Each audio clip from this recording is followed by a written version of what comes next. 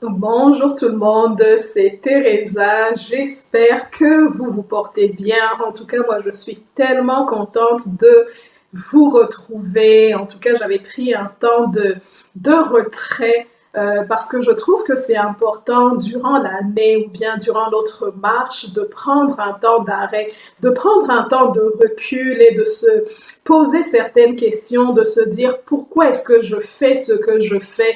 Est-ce que je fais les choses de la bonne façon? Est-ce que je dois continuer à faire les choses comme je les fais? Ou bien à faire comme un genre d'introspective ou d'introspection et se poser des questions et se dire est-ce que je suis en train d'aller vers là où Dieu veut que j'aille? Est-ce que je suis en train d'accomplir des actions que je suis en train de poser? Est-ce que ces actions me mènent où est-ce que Dieu veut que j'aille? Et puis bien sûr, je me suis plongée dans les textes de l'Ecclésiaste parce que comme on connaît l'Ecclésiaste, c'était un roi, c'était un homme qui avait été béni par Dieu, béni par la vie, mais arrivé à un certain moment de sa vie, il s'est posé des questions et puis comme on connaît le slogan, le tempo du livre d'Ecclésiaste qui nous dit tout le temps vanité des vanités, tout est vanité, mais je ne vais pas m'attarder sur ce slogan de l'Ecclésiaste, mais j'ai beaucoup médité dans Ecclésiaste, le chapitre 3, le verset 5, qui dit un temps pour ramasser des pierres, un temps où on s'arrête durant le chemin de notre vie, où on s'arrête sur le parcours de notre destinée, où on s'arrête au cours de l'année. Par exemple, là, nous sommes au mois d'août, peut-être qu'au mois de janvier, la plupart des personnes, elles font des plans, des projections. Et arrivé à un certain moment, c'est important de s'arrêter et de se dire, est-ce que les buts que je m'étais fixés, est-ce que je les ai atteints? Est-ce que les objectifs que j'avais visés, est-ce que je les ai atteints? Donc un temps pour lancer des pierres, parce que c'est ce que dit le verset précédent, mais après on va dire un temps pour ramasser des pierres, un temps pour regarder la vie dans le blanc des yeux et de dire est-ce que je suis en train de réussir? Un temps pour se poser, un temps pour même pencher les regards, regarder peut-être ne plus marcher juste en train peut-être de rêvasser, mais de regarder la réalité en face et de dire est-ce que je suis en train d'aller où est-ce que je dois aller? Est-ce que je suis en train de poser les bonnes actions? Nous appréhendons la vie sur un plan temporel, mais Dieu, il voit la vie, il a un regard sur la vie, un regard éternel. Même les petites actions que nous posons au quotidien, certaines qui peuvent être même répréhensibles ou qui peuvent même paraître comme péché, ou bien d'autres actions qui peuvent être bonnes ou paraître bonnes, Dieu rassemble toutes ces actions-là et il les porte sur une perspective éternelle. Donc, un temps pour ramasser les pierres, ce sera ça. Je vais faire comme un genre de mini-capsule à chaque semaine durant tout le mois d'août avec pour fond pour trame de fond justement cette notion de un temps pour ramasser les pierres. Et le titre de ma méditation aujourd'hui sera tout simplement tu ne peux pas fuir loin de ta destinée. Et je vais parler de deux personnages, du roi David et de Moïse. Donc David, comme on peut le voir dans la parole de Dieu, on peut le lire dans 1 Samuel à partir du chapitre 20 vers les versets 18. On voit que c'était un homme à qui Dieu avait fait des promesses. Dieu lui avait dit, tu vas devenir le futur roi d'Israël, mais à partir de ce moment, il n'a vécu que des combats, que des péripéties. Il avance avec une promesse dans la vie, il avance avec des buts dans la vie, mais il ne voit que le contraire. Et arrivé à un moment donné, justement, dans le chapitre 20, on voit qu'il est vraiment découragé. Il va rencontrer son ami Jonathan, qui était le fils du roi qui le persécutait, et Jonathan va lui dire, écoute, maintenant ta destinée va être scellée à ce moment-ci. Donc, attends-moi demain devant la pierre des ailes, qui veut dire la pierre des ailes qui symbolisait la pierre du départ ou bien la pierre du coup d'envoi. Attends-moi à ce moment-là, à cet endroit-là, à ce moment-là, je te ferai un signe, donc il sera un code entre nous. Si je lance les flèches loin de toi, ça voudra dire il faut que tu fuis. Ne vois-tu pas que les flèches sont loin de toi? Tu dois t'éloigner de ce que tu pensais être ce que tu devais faire ou bien ce que tu pensais être ta destinée. Et si je lance les flèches non loin de toi, cela voudra dire que tu es le bienvenu au palais, que tu peux rentrer à la maison. Et pour ceux qui connaissent l'histoire, Jonathan a lancé les flèches loin de David pour lui dire ta place n'est plus ici. Et David, c'est sûr qu'il est parti, il pleurait, il était triste.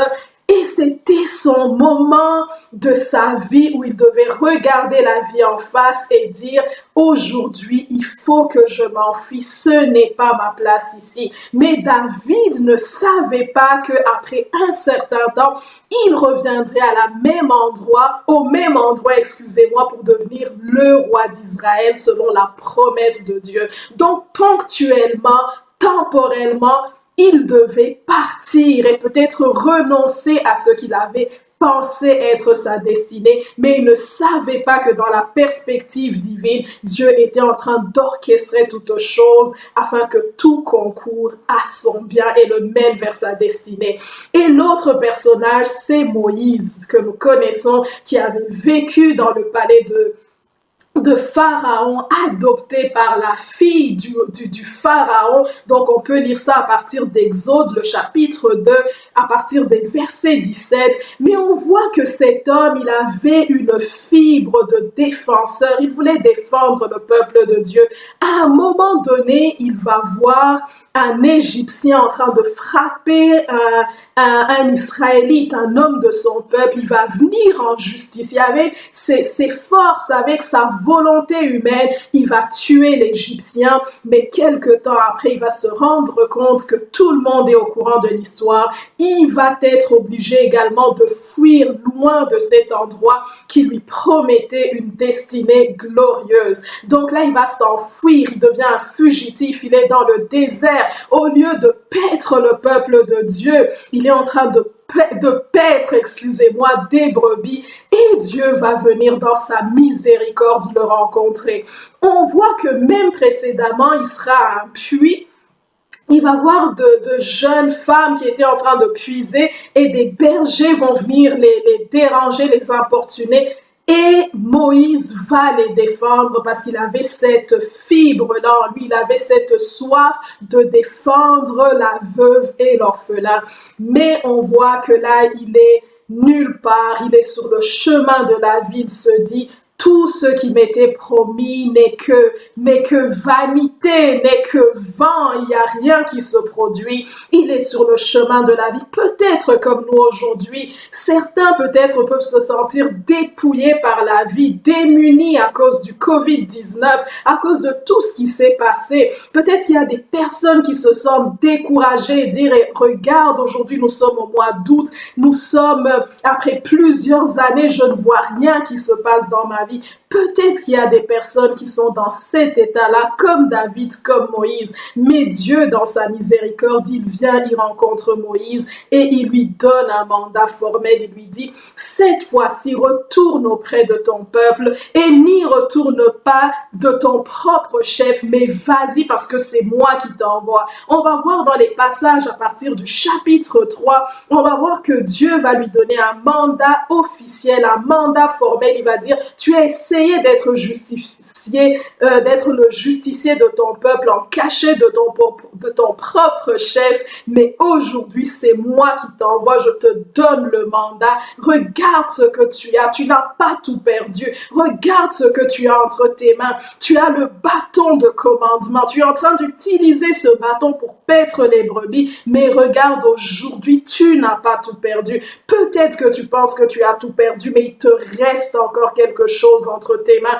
Tu as ce bâton de commandement. David, tu n'as pas tout perdu. Tu as cette promesse que Dieu a déposée, a déclarée sur ta vie. Donc, il va lui dire, va voir les anciens d'Israël Et tu vas leur dire, c'est l'Éternel, le Dieu que vous avez servi, le Dieu que vos pères ont servi, qui m'envoie. Et Dieu va envoyer Moïse de manière formelle alors qu'il se pensait dépouillé par la vie, alors qu'il pensait qu'il avait tout perdu. Celui qui était supposé devenir même le futur pharaon, mais il s'était retrouvé sur le chemin de la vie, dépouillé, ruiné, et il pensait qu'il ne lui restait rien, mais il avait quelque chose entre ses mains. Donc j'aimerais nous encourager une personne, un temps pour ramasser les pierres, un temps pour ramasser les pierres, pour regarder la vie en face et dire, Seigneur, regarde ce qu'il me reste. Comme David, il disait, Seigneur, regarde, tu as promis. Ce qu'il me reste aujourd'hui, c'est la promesse. Ou bien Moïse qui va dire, Seigneur, qu'est-ce que j'ai? Je n'ai rien. Et Dieu va lui dire, tu n'as pas tout perdu, tu as quelque chose entre tes mains. Il y a un don que j'ai mis en toi, il y a un talent que j'ai mis en toi, il y a quelque chose que j'ai déposé en toi. Tu n'as pas tout perdu. Un temps pour ramasser les pierres, un temps pour réfléchir, un temps pour se remettre en question, un temps où on regarde, on dit, je m'étais fixé tel objectif, est-ce que je l'ai atteint? Donc aujourd'hui, c'est la première partie de un temps pour ramasser les pierres et durant tout le mois d'août, donc on va visiter la vie de certains personnages ou de certains enfants de Dieu qui nous ont précédés sur le chemin de la vie, sur le chemin de la foi. Donc, c'est Teresa, que le Seigneur vous bénisse, joyeux mois d'août et tu n'as pas tout perdu. Si tu penses avoir tout perdu, si tu penses avoir échoué, si tu penses qu'il ne te reste rien, Dieu n'a pas encore dit son dernier mot et aujourd'hui même, il peut te révéler que tu as encore quelque chose à l'instar de David, à l'instar de Moïse, tu as encore quelque chose. Regarde entre tes mains, regarde ce que Dieu t'a donné. Que Dieu vous bénisse, que Dieu vous garde et bonne semaine, c'est Teresa. Bye.